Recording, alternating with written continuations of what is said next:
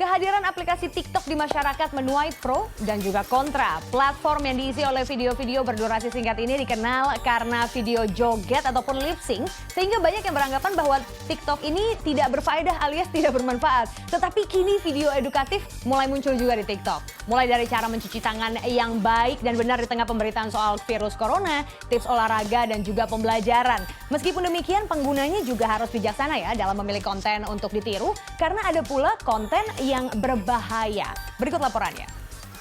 3, 2, 1, action. TikTok.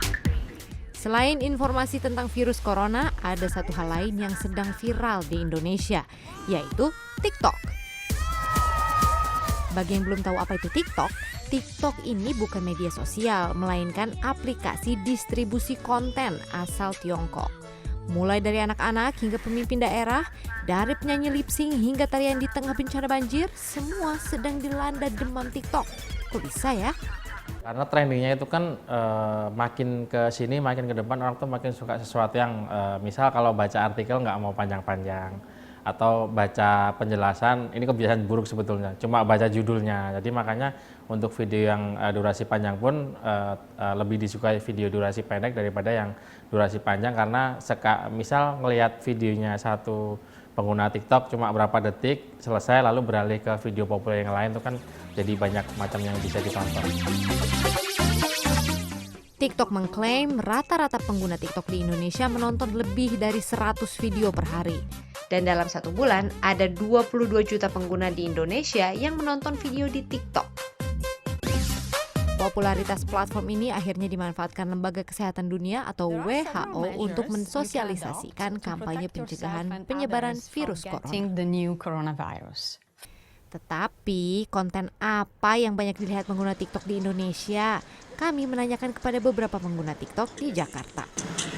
Joget. Yang lucu-lucu karena apa? Komedi. Terus dance juga, jadi kayak cuma ngeliatin doang. Habis itu tips and trick, habis itu ganti lagi gitu-gitu. Biasanya kadang-kadang ada yang buat tips kalau ulangan kayak gimana, ada juga yang kalau tips-tips apa gitu, ada juga kadang-kadang. Yang kayak video cara cabut cabut sekolah. Ada.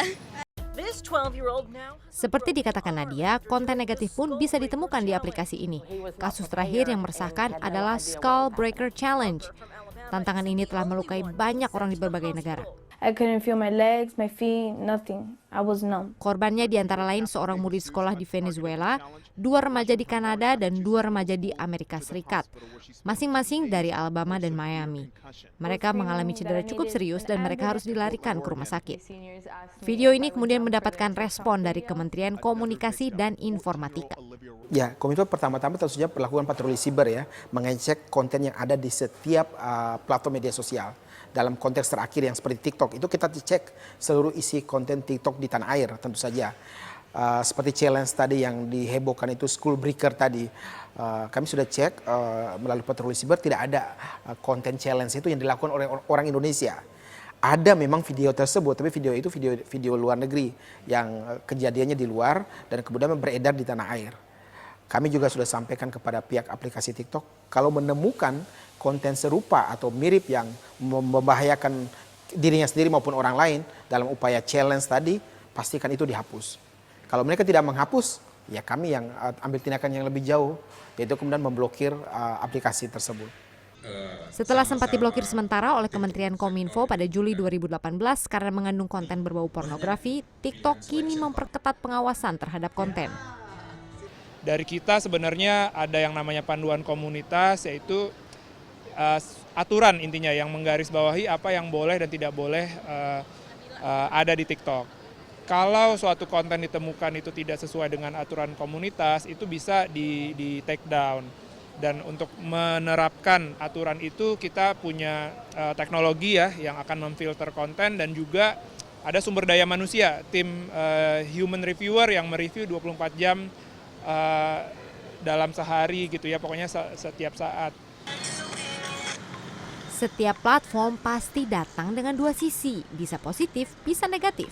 Sebagai pengguna, kita harus memiliki kepedulian untuk melaporkan jika menemukan konten yang negatif. Tim Liputan CNN Indonesia, Jakarta.